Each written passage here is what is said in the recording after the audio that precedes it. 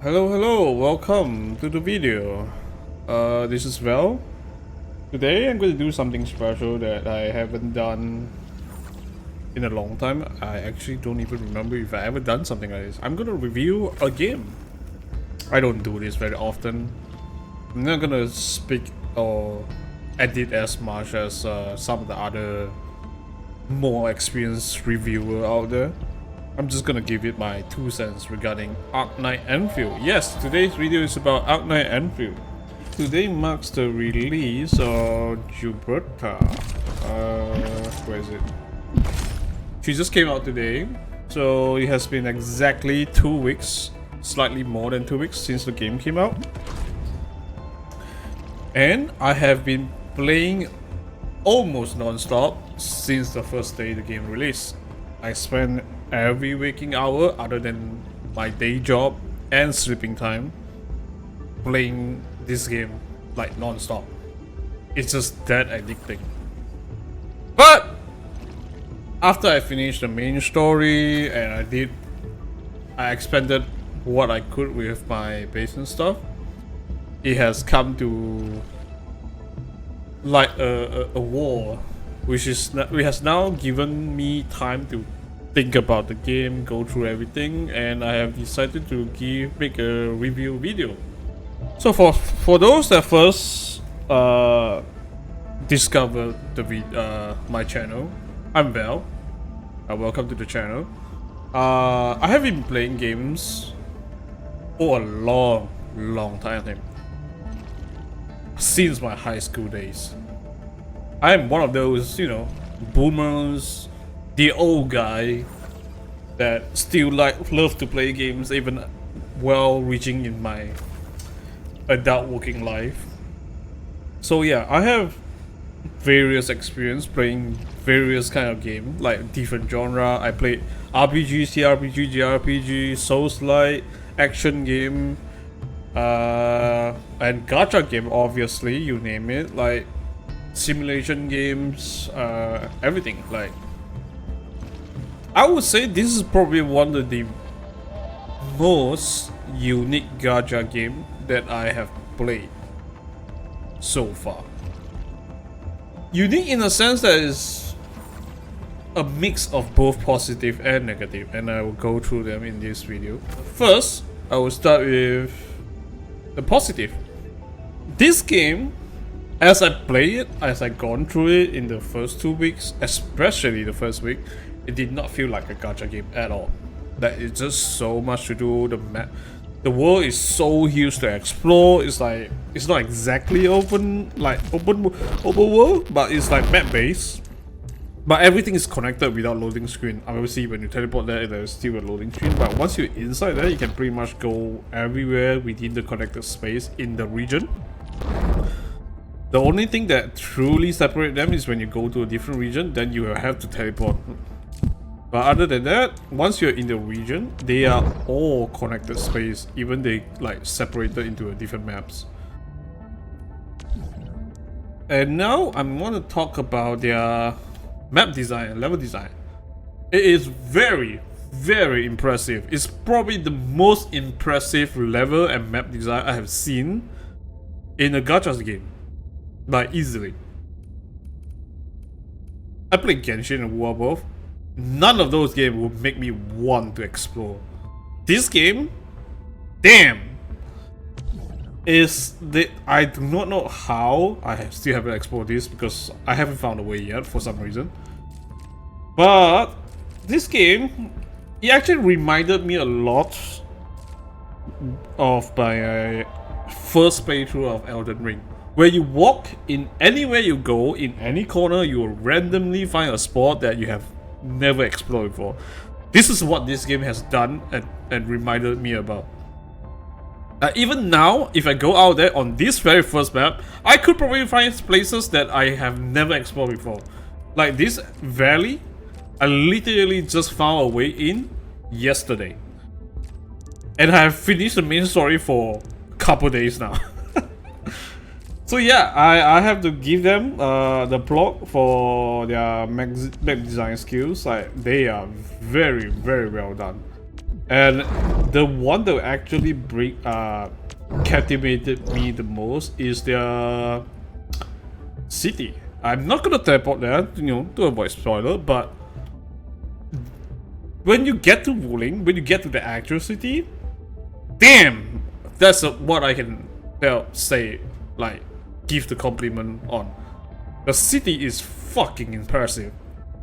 From what I heard, I do not know this is true or not, this is just what my friends told me. It seems like they hired some architect graduated students to design city for them, like an actual city designer or building designer, so how you want to name it, I do not know, to design like maps and level for them. So if that is true, that is truly amazing. I would say that it's probably the most impressive single city I've ever explored in any game. One of the most, like, I can think of.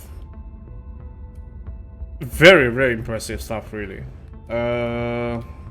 So that's, and then on top of that, not only exploring, because this game have, like, I'm sure by the time you watch this video by now that you have seen the gameplay and seen other people talk about this game, seen other people play this game, that this game have base building, that you can build things pretty much anywhere in the world.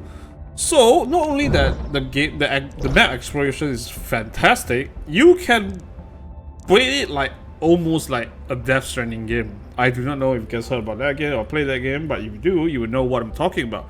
You can build zip line all over the map, across different maps, as long as they're within the same region. Like I built, like, you can see here, this is my cable that I pull across different valley. I pull it into here. On this one I pull it from that map, does not count, but this one, yeah, you see I pull it all the way from other map. You can do this shit in this game. That is crazy in my opinion. Like, this is a gacha game. Since when you see a gacha game that let you do this much stuff? This is really, really impressive. Like in the Wuling, I actually built actual zip line across the entire 2 map. I built it here, all the way down here, go all here, down here, down here, down here, down here, and go all the way down here. I built it all the way across the zip line, all the way down here. Not because I have to, but because I want to. It's very, very fun. And one of the most, how to say, interesting feature they also decided to, I don't know how to say it, like inspired, borrow, taken from Death Stranding, is every structure you build will be randomly appear in other players' map. And you see this has a marking that have say 75 repair, like that's the repair icon. Which means my structure has appeared in 75 other players' map, and they decided to give my structure a repair, so they can stay longer in their world. That's how it works in this game. Other players, like, okay, let me go to that structure real quick. Like, I did not build this chip line. This is from others player. But if I decided to want to keep this structure in my game, all I need to do is just press repair, and this stability bar will fill out. Then it will be staying in my game, and it lasts for a really, really long time before you have to repair again. And you just see the number go up. I repair it once. So this is other player structure. So it brings some sort of satisfaction to you when you notice that people appreciate your structure, bring them the convenience of things like that. Like, so this is kind of cool and fun in my opinion. And this giving a light thumbs up, or you want to say repair, right? It's sort of borrowed from Souls-like when you leave messages for other players where people can vote up or down. I see the influence for that.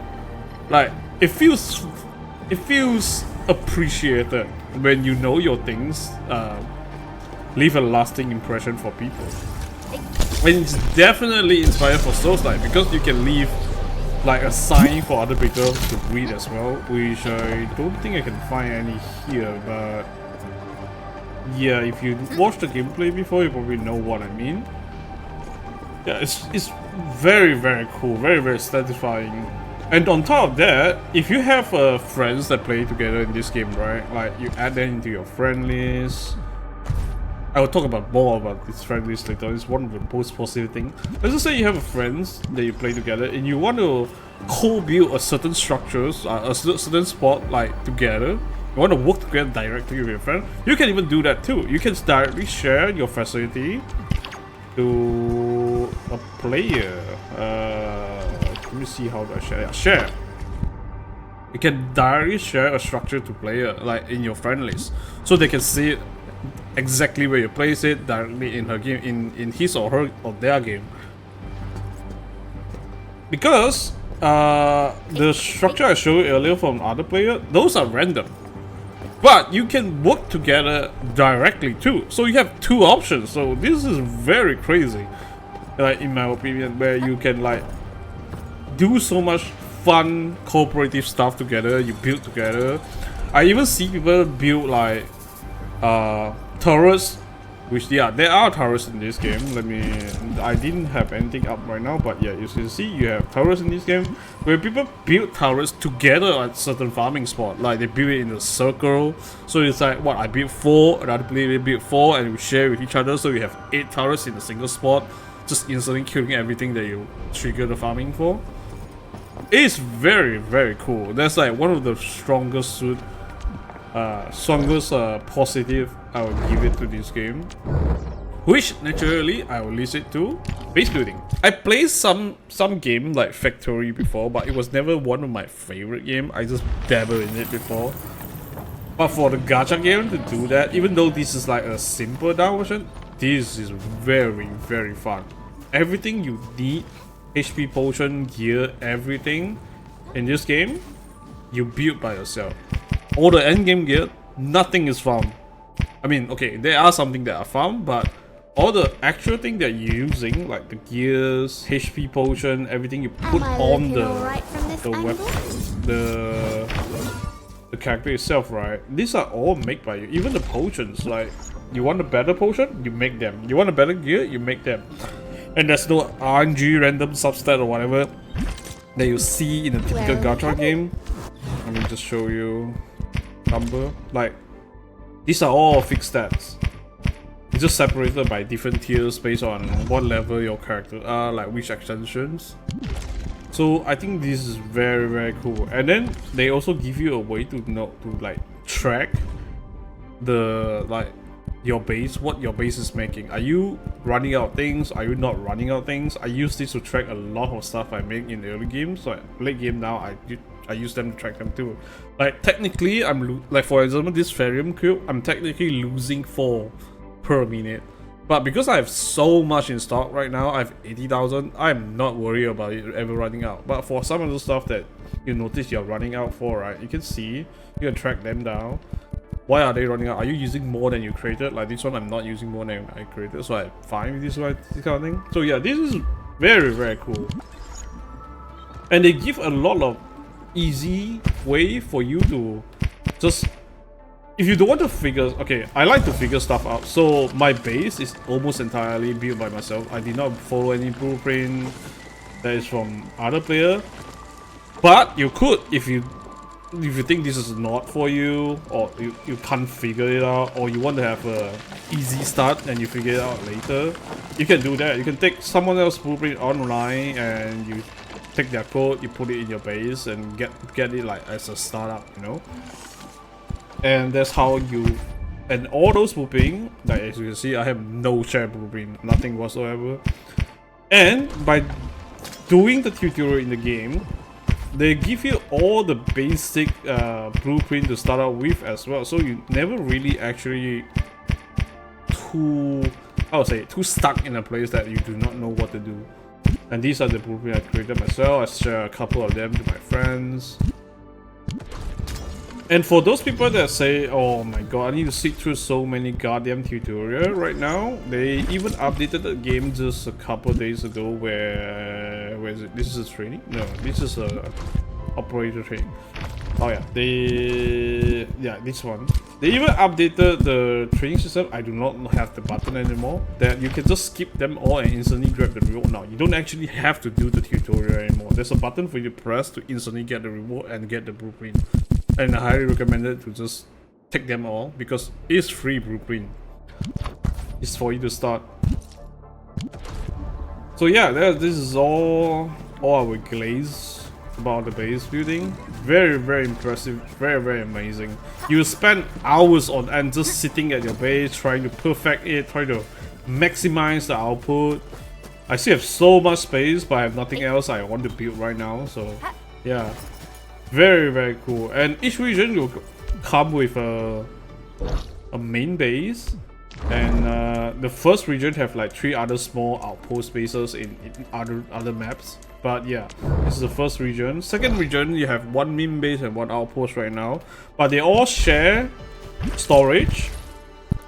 Yeah, they have limited space in your backpack, but then they have unlimited space in your storage.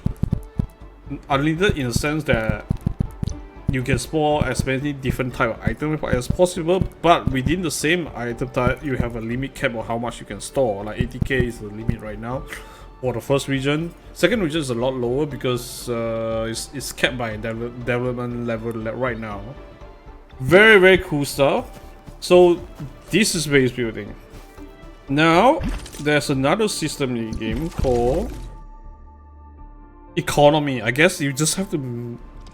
So there's a thing called Stockbill in this game, which is this currency. Each region have their own Stockbill. The idea is, all your outposts you create item, right? You sell it to the all the item you created. You sell it to the outpost that's under your guidance or you created to earn currency. On top of that, you have also deport for you to do daily delivery missions or take others player. Each day you can take 3 other players' job, and each day you can send 1 each from your deport post. You can do 3 from the first region, do 1 from the second region, and you do 3 from other players. So that's how you can earn Stockbill as well. This is the Stockbill I'm talking about. So this portion of the game, this delivery stuff, feels very Dash game for me as well.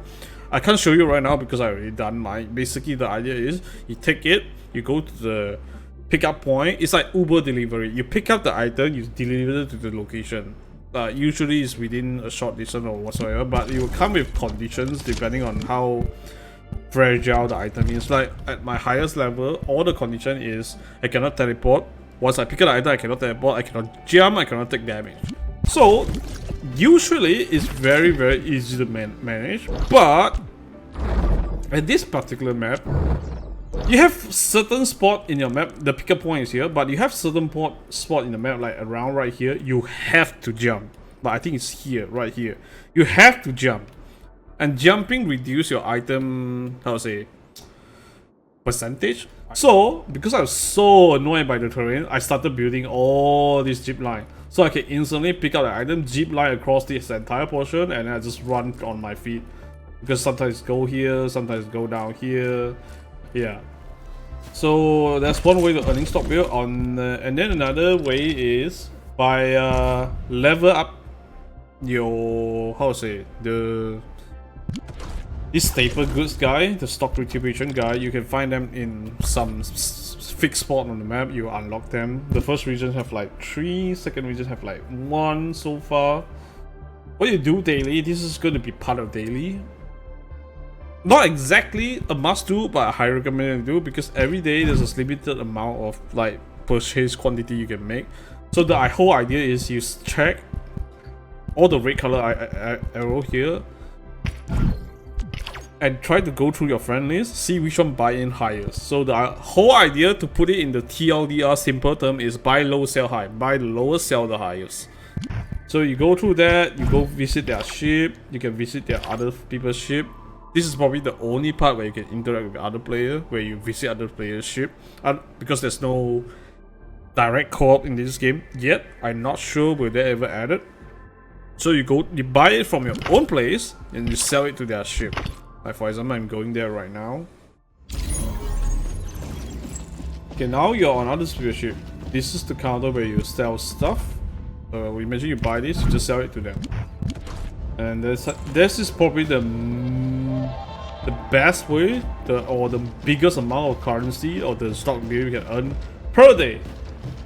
And that's pretty much conclude everything about the stock bill. And while we are on others people's ship, at your ship you have this room where you can display your stuff. This is a wall you can display weapon. This is your achievement, and this is the top 6 agent that you want to display at.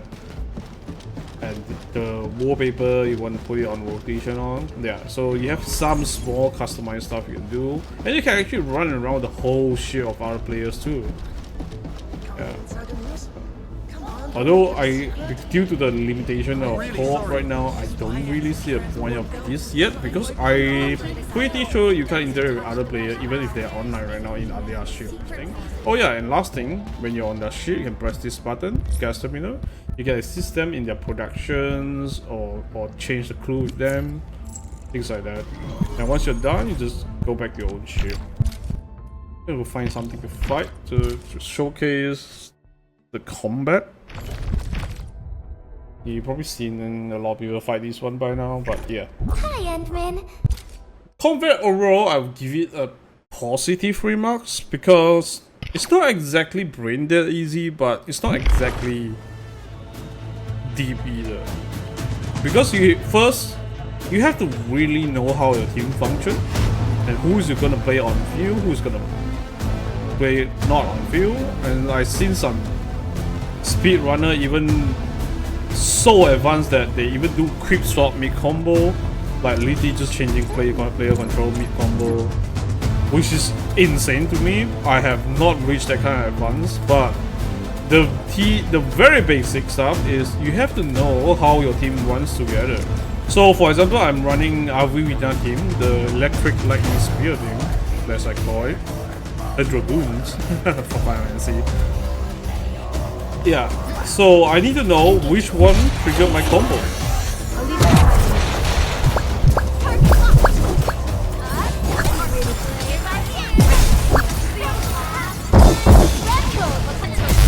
From the storms, it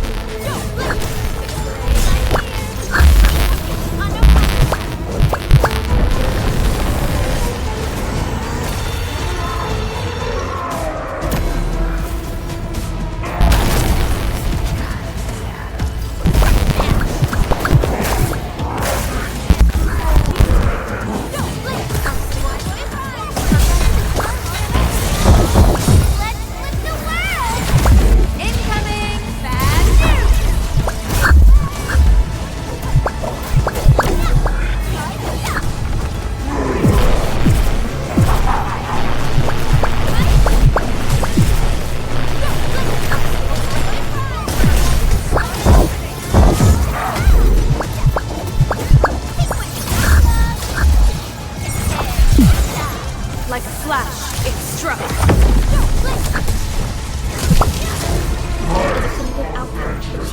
Sorry, I wasn't saying much anything just now, but that's basically the idea where when I say you have to know what you're doing. Probably not the always optimal way, but the bare minimum, you kind of need to know what triggering your combo. How does your team flow into each other? Like Arena need to have the... Okay, I'm very bad with the term in this game. There's too many jargon in every fucking gacha game that there is, so I would never remember the exact term in every game. But to put it in simplest term, Arena need to have the lightning debuff on the enemy as you're finishing up your final hit from your basic combo chain. Once you hit it, it will trigger the lightning spear throw combo attack from her, and in turn also will trigger the combo of both Pelika and Arknight as well, and on top of that Gibraltar as well. So that's the idea, where you need to know the combo condition of this game, because if you doesn't know that, you could be very well just spamming basic attack the entire fight, not knowing what you're doing, and that will slow down the process a lot, because you're just basic attacking. You do not know how to create a combo attack, or you're just throwing out your skill randomly that doesn't do anything. Like Arena skill, at first glance, it doesn't do anything, but the idea is you need to throw out the spear by either her ultimate or her combo attack, and then you use the skill, and you recall back the spear, hitting everyone in the path from the spear that you throw down from. So that's what I mean when you need to figure out how your team works. Every DPS play like differently. Hi, Endman. Not everyone play the same way. Like for Leviathan, it's probably the more straightforward kind of DPS. This one you need to have a little bit thinking. Physical is probably the easiest to play right now because physical is just so powerful, and a lot of free characters is very strong physical. And Ice, you have to manage the buff stack very well. She is quite hard to play for last right. So yeah, every character is fun to play, fun to learn, fun to figure out what trigger what's. Very cool combat system if you know what you're doing. I believe we should be. If you do not know what you're doing, then it will be very boring because you're just spamming one button and just do skill whenever. We should gather more. But the game does give you a way to learn the character, very like a starting point to learn your character, which is the operator guide. In my opinion, this tutorial is one of the best one I have ever played for character in a gacha game. It legit teach you what triggers what in the character you want to play, and you give you one example teammate how they pair together, so you can build your team comp even without going to online. By just playing through the character you have, the tutorial, you will know okay which one will land. Probably will conclude my very spread out thought about the combat. Overall, a good positive from me. I started this game in Japanese VA, but some way through, I heard from my other friends that they play in English. That there are different accent in English VA. If you play in English VA, so it made me curious. I watched his gameplay through Discord, and I got really into it. So I'm a huge fan of, in the same game, where different characters that come from different regions have different dialect and accent. So it made me really interested. So I switched my game in English, and I have not regret one bit. It reminded so much of Reverse 1999 for me. Yes, one of the very good games I play that play almost entirely because of the VA and the aesthetic, where if you go to, let's just say, Chinese region, the character will speak in either Cantonese or Chinese, and it reminded me a lot of that, and I'm really a big fan of it. Like in Tekken Universe, it's the same. Like each character is from different nation, they will just speak in their mother tongue, and somehow every other character can understand. You don't question it, but it's fun, it's cool, it's very nice to listen to. Which is why I switched to the ENVA, and I really like it, and I wish they do it more. Like the part where very short brief moment in the main story where Wolfguard speaking with his sister in, I'm pretty sure it's in Italian. That is very cool. And when you first get to Wuling, where I'm not sure if this is a spoiler, but I'm just gonna say anyway, one of the characters first met you, she speak briefly in Chinese for a moment before she switched back to English to speak to you. But when they speak English, there's a very obvious Chinese accent in their English in almost all the characters in that region, which is very nice. But I wish they could just speak in Chinese even more. Like, just speak in their mother tongue. Or only maybe when they speak to you, they'll speak in English, like your MC. But when they speak to like Chen Qianyu, which is the character in your companion, she is from that region, maybe they'll speak in Chinese. I think that would be very cool, very nice to listen to. So yeah, I wish they do more, and this is very nice. And actually, I wish they would do the same for every other language too. Why not do it to every other language? Like if you play in Japanese VA, make JPVA the default language, but every other character will still speak in their mother tongue. I think that would be very, very cool. That would be fresh to listen to, you know. But yeah, that's my opinion. I think it's a very, very strong positive point of this game. I didn't exactly fight the hardest level bosses now, but if I want to, I can. I just the hardest level have a stamina requirement, so I didn't do it. But if I want to, I can. Like, you notice the boss I fight just now was 80 level, and the team I'm using just now was pure Am I looking 60 alright? level. Ciao. Prepped and ready to go. So yeah, being under level, as long as you know what you're doing, is you can beat everything in this game without question, without problem. And I'm already on exploration 7. I'm not sure is it the highest level, but that's the highest high you can go right now in the game. I'm sure. Yeah, this one raised the overall enemy level. Yeah, but yeah, this is the another positive things about this game. Like, very, very nice, very, very fulfilling if you can beat things under level. We are now entering the mixed section, which is their story. That's good and bad in their story, the main story at the very least. Overall, the main story is just how they the way you understand it, or the way your character function in the main story or whatever. It's just kind of meh. It's like a typical gacha MC story where you have amnesia, you don't remember shit, but everyone remembers so fondly about you. It reminded me a lot of Wuwa, and like really, really hate to see it repeat again. And I fear the longer I play this game, the more I grew resent to this kind of story, because that's how I start to resent Wuwa story as well. I do not like an MC where everybody loves you, but you do not remember anything at all, and they just instantly like you. You don't give you time to grow on the character to understand, okay, why they started to, you know, like you. It's just like a snap like that. The moment they see you, they like you. I'm like, okay. It just doesn't gel very well to me. But at the same time, all the cinematic, the cutscene, the camera angle, how they basically present their story to you, the story presentation skill is really, really nice so far. Very, very good. It's like, so I'm a bit conflicted right now with the story. It's like, at the same time, I don't like what they are telling, but at the same time, I like how they are telling it. So it's like a mixed bag for me. That is main story. For side story, especially the character event story, I don't like it. It's somehow tied back to the point I said earlier where your main character don't remember anything.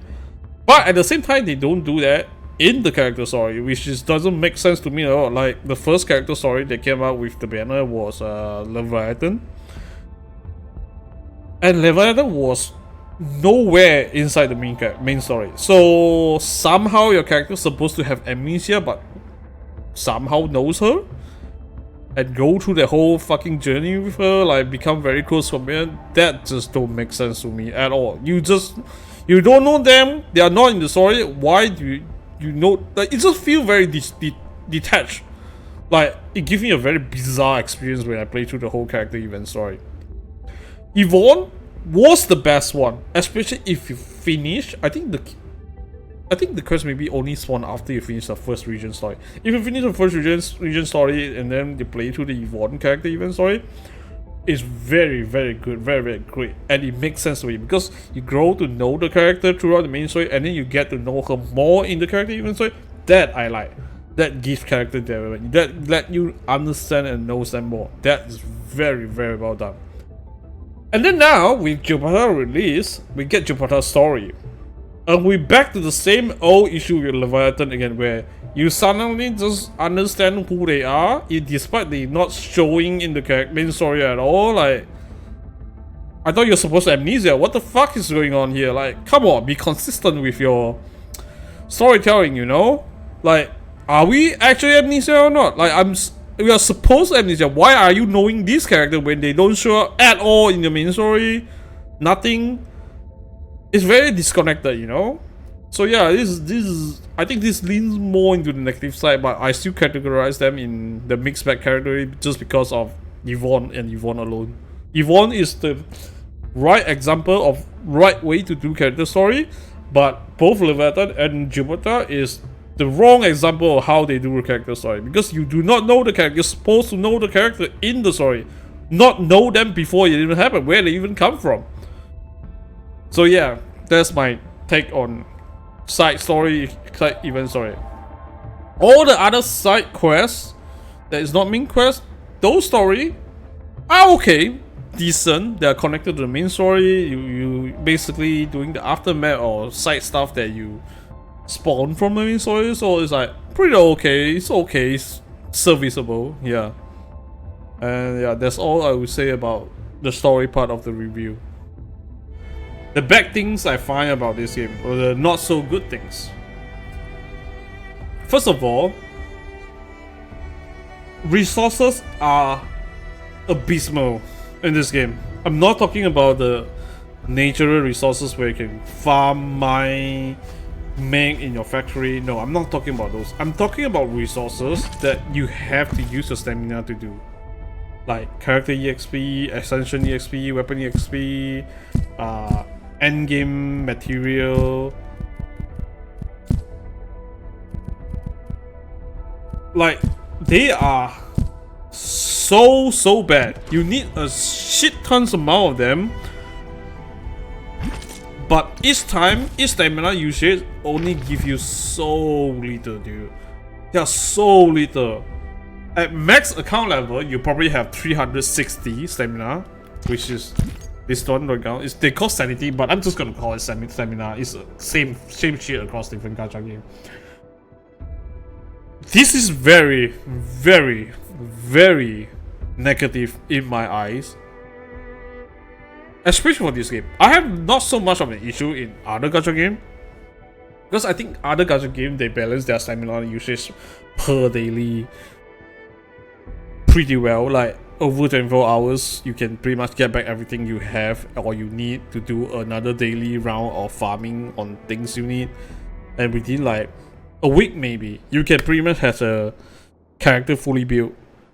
Like basically fully built, don't have to be max roll on your artifact relics on everything, but you can be max level, you can have every fucking talent unlocked. You just go to the end, infinite grinding of battle relic. That's the grind of typical gacha game. But this game, in 24 hours, at max account level, 360 stamina, you don't get back your 360 stamina. To get back 360 stamina, I'm pretty sure you need 40 hours. And that is fucking terrible in this game. At highest level of your farm, it costs 80.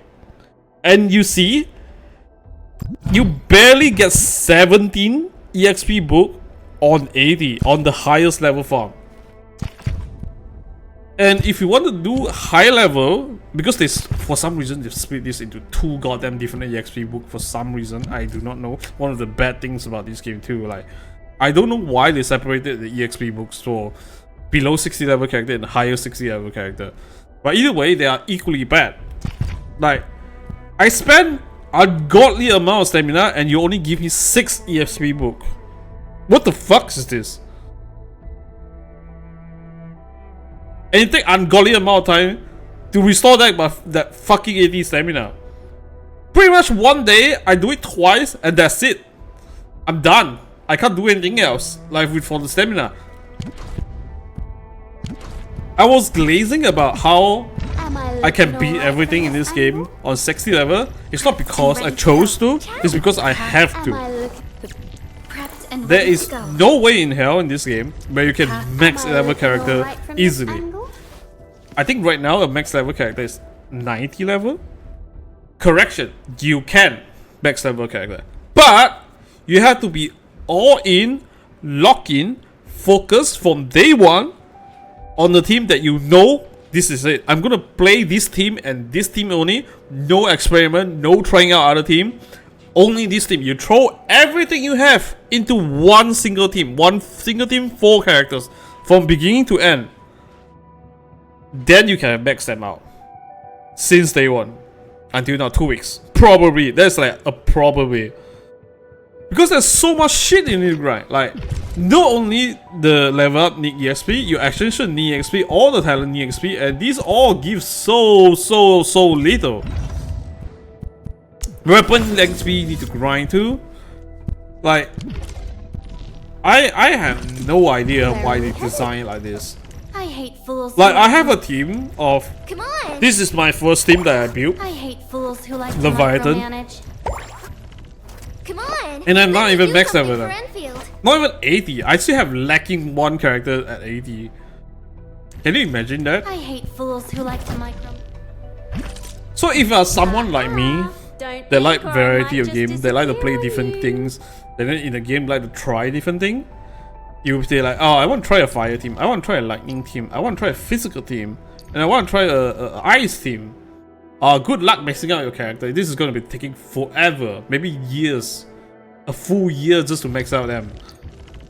And I'm not even talking about end game grind yet. This is just leveling up max talent character. This is not even end game grind. And when you come to end game grind, more stamina usage. Like, I have not touched these stages once. I have not touched these stages once. Because I have no point in time where my character reached the point where I need to start farming this. It's just simply fucking impossible. Why would I waste my daily stamina on this when my character is not even max level? Like, I just can't afford to. Unless you just all in on one single team, you don't build anything else, you don't see anything else. That's it. And you would say like, oh, just for, you know, refresh your stamina. But how much can you refresh? I use up every single stamina pot they have give already. And sometimes I even consider using the, you know, the premium currency to refresh. But even that, even let's just say I do that. I'm not even free to pay, but let's just say I'm willing to do that. That's a max level, max amount of refresh you can do per day, if I'm not mistaken. Let's see. Yeah, daily recharge 10 times. And each recharge gives you 40 on it. Remember how I said just now, the highest level farm is 80, and it's 120 on the endgame farm. You already used up 3 times for one singular endgame farm. And you can only recharge 10 times. Like, what the fuck is this? Even for a whale, you can't afford to fucking... I mean, whale can afford it, but this is not enough. It's just way too fucking little. They did, in my opinion, they did not plan this out nicely. They did not balance out how long it took to recharge stamina, how much is spent on the things that you need to farm for, and how much the reward from the said farm given out per stamina usage. Like, everything just feel extra slow. Extra slow regen stamina, extra little reward per stamina usage, extra little when you recharge stamina. It's like everything just feels like they are intentionally bottleneck you, or either that or just the dev just didn't balance it out nicely. It's one of the two. Like, it's like they purposely stalling it, like try to keep you from progressing way too quickly. That doesn't make sense, because let's just say put this on a whale perspective, right? They whale for every character in the game. They collect everything. But how are you gonna build every character when the resource is so limited? The banner refresh 15 days. It's a very short banner compared to typical gacha game. Each, was it 15 or 16? I'm not sure. I'm pretty sure it's a 15 days length banner and total in 45 days for the 3 characters. Or let's just say I'm wrong, give it 50 days. 50 days you go through 3 characters. How can you train 3 different character teams with such a bottleneck resources that given you?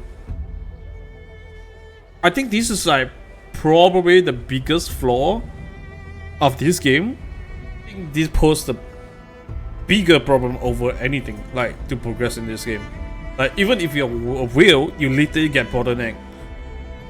How are you even able farming thing? I legit cannot farm any endgame things since day one. I played this game non-stop, and I still cannot farm endgame. I don't want to complain for complain's sake. I also want to provide a solution too. Remember how I said this is probably one of the best gameplay experience, not the endgame, the first gameplay experience as you explore to actually play the game in any of the recent gacha game I play. Why not just remove the gacha stamina aspect from the game? Okay, sure, the gacha pulling banner can stay. No, I see no problem with that. But the stamina? Just fucking remove it entirely. Come on, man. You already throw the RNG gear out of the way. Every gear is self-made. Why not just make people ever to build character, at least leveling wise, easier? You know, just remove the limitation of stamina. Maybe just set a daily how many times you can farm limit on the endgame stuff like the essence, you know. Those set a limit. Maybe weekly boss also set a limit. Maybe 3 times you can farm for the boss, or 5 times, I don't know. You set it by amount, not limit by stamina. So at least people get to try around, play different build, experiment different stuff, because characters are really, really nice to play, but they are really, really ass to build. I've seen so many amazing gameplay for other players, like very, very good player. People even already do speed run on bosses. I even see a solo Amber play, which inspired me so much to want to try build her, but I cannot build her like that because I simply do not have enough resources to spare.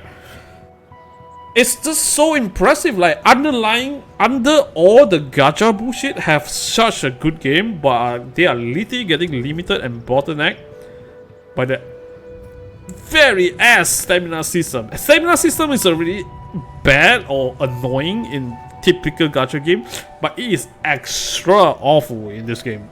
I have no idea why they want to keep it that way. I really would like to try and play more of my physical team. I really would like to play more on the ice team, but I simply cannot because I can't spread my resource to them. And then as for the other negative aspect of the game, I would say, as you know it, everybody already mentioned it, the fucking gacha.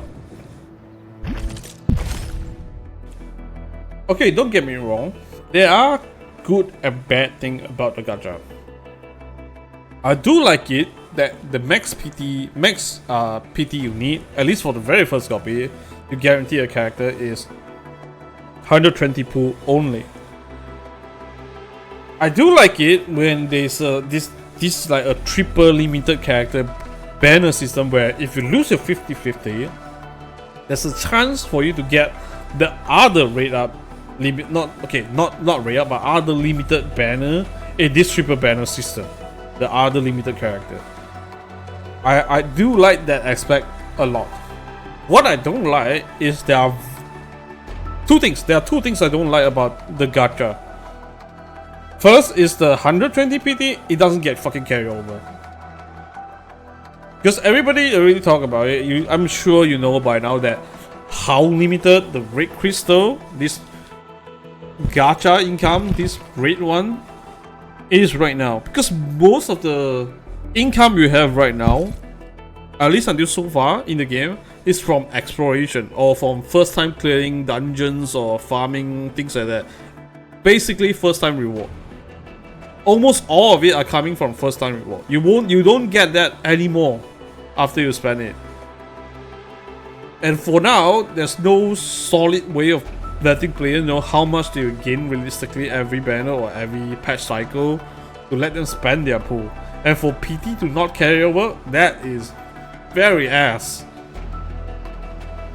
Because me personally, the way I pull banner in other gacha game, even in this game I do the same because I just simply do not have 120 pull, man.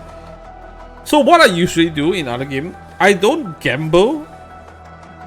I mean, okay, let's just put it away. I don't pull on the banner that I simply do not want to pull. Like, if I have no interest in Jupiter, I would not gamble anything in the banner. But if I'm interested with sick character, I will go all in until I hit the very first 5-star S rank, or in this game 6-star. Then I will see if I win the PT or not. If I didn't win it, depending on how much pool I have left, I will save the PT over to the next banner or the future banner I really like again to use my guarantee on that future banner. That's how I would like to move my PT. I'm not saying, oh, PT should carry orders just so I can gamble every goddamn banner. No, I'm not saying that. But we are in 2026 and you do not have a PT carry forward in that way, feels kinda ass. Especially when your gacha income is so little. They did, however, come out the very first in-game right now in the game, which is this one, where you go to a different spot to take picture. They give you 200 red crystal. I guess by the end of the 7th day, you will get like 1,400 red crystal. But that is only like what? Not even 3 pool, like slightly less than 3 pool. Because each pool is 500 crystal. So it's like, really?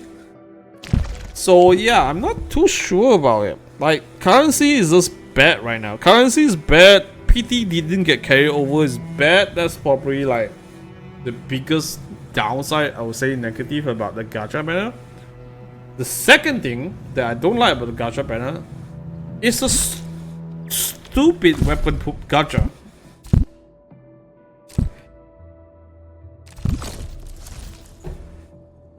The only way you can pull on weapon is by spending pull on character banner. This system, I feel like, it's just straight up ass. It's so bad. And it's completely based on RNG as well. You don't get fixed amount of weapon banner currency. You simply don't.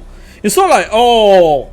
In fact, I think if you get really goddamn lucky in character banner, it only means it becomes harder for you to get weapon. Like, remember how I said you only get weapon currency from the character banner, from pulling in character banner. So imagine you pull on the character banner. You get the rate up 6-star very early, like maybe 20 pull-ins to get the character already. But that means you only pull 20 pulls in the character. You only got 20 pulls worth times, you know, how many character in that 20 pool you got convert into the weapon currency. So that's just so little. Like, you want more, you are forced to pull more in the character banner, even if you already got the character. And don't tell me you're willing to spend your red crystal if they are already harder than it is in standard banner. That's just plain stupid. So I don't understand this, like why they make it so goddamn annoying to pull for weapon. Why can't I just reuse my red crystal straight into the weapon banner? I want to pull weapon. There are some weapon, it's not even rate up that I want and I simply cannot get. You see my point here? The luckier you are, the earlier you get your character in the character banner, means there's less chance for you to get the weapon you want in weapon banner, because you just get less currency. On top of that, each character, depending on their tier or rate or you know, the star rating, give you different amount of weapon banner currency. I think 4-star give you like what, 20 or 40, I don't exactly remember. I know 5-star give you like 200 and 6-star give you 2000, so it will be straight 10 pool if you got a 6-star. So even if you are unlucky, you go all the way 80 pools, 120 pools, only get the rate up that you want. But if you throughout the entire time you got every single pool, you get 1 5-star, 9 4-star, you basically just means you get minimum amount of currency from all your pool until you hit that fucking 6-star. But let's just say other players that get really lucky and unlucky at the same time, they lose 50-50 multiple times over the 120 pool. But because they get so many 6-stars, so many 5-star, they get a shit tons of weapon banner currency. You see my point here? It's just so weird, this type of currency. Are you supposed to be lucky? Are you supposed to be unlucky? Or they just want you to pull more even when you don't want to, if you want to get a weapon.